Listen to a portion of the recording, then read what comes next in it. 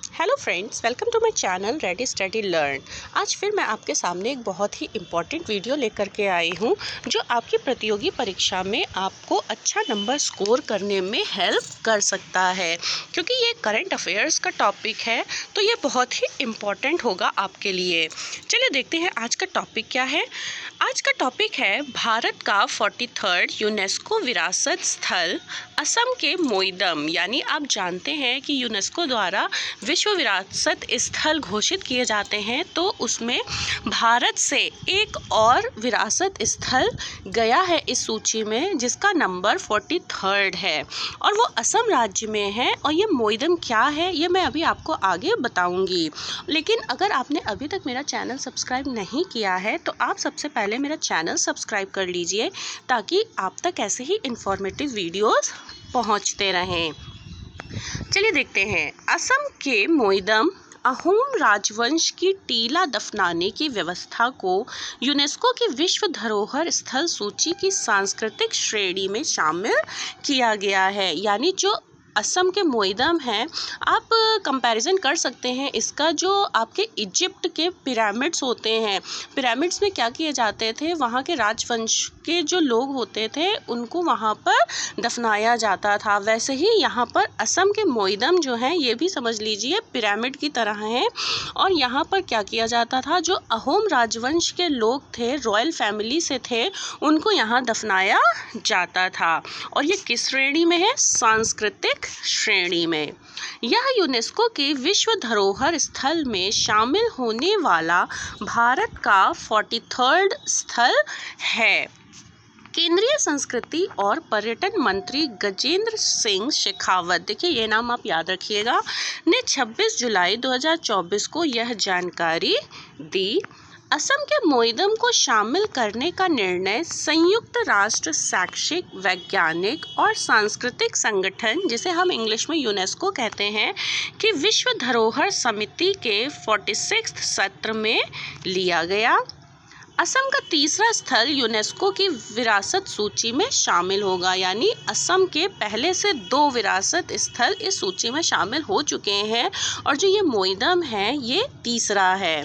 असम के मोइदम अहोम राजवंश की टीला दफनाने की प्रणाली असम और उत्तर पूर्व में यूनेस्को की विश्व धरोहर सूची में शामिल होने वाला तीसरा स्थल है और सांस्कृतिक श्रेणी में पहला। आप ये याद रखिएगा कि अगर पूछा जाए सांस्कृतिक श्रेणी में तो ये पहला है और अगर विश्व धरोहर सूची में पूछा जाए तो ये तीसरा है।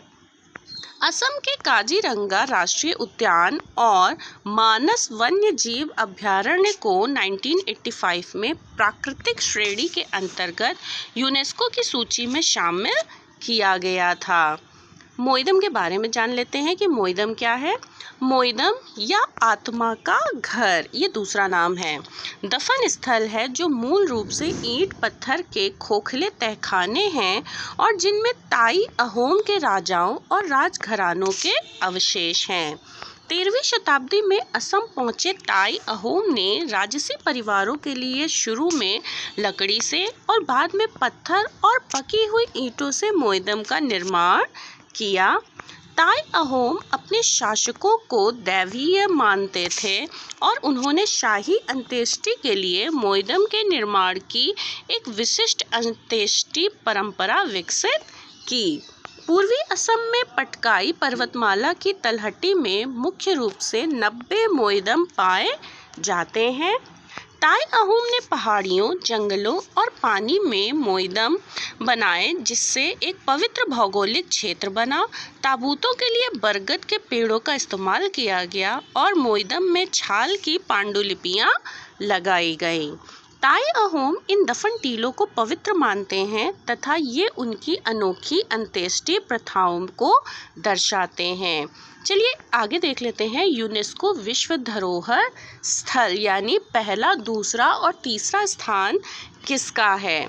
तो यूनेस्को के विश्व धरोहर सूची में सबसे अधिक 59 स्थल इटली के हैं, जबकि दूसरे स्थान पर 57 स्थल चीन के हैं और भारत 43 स्थलों के साथ छठे स्थान पर है।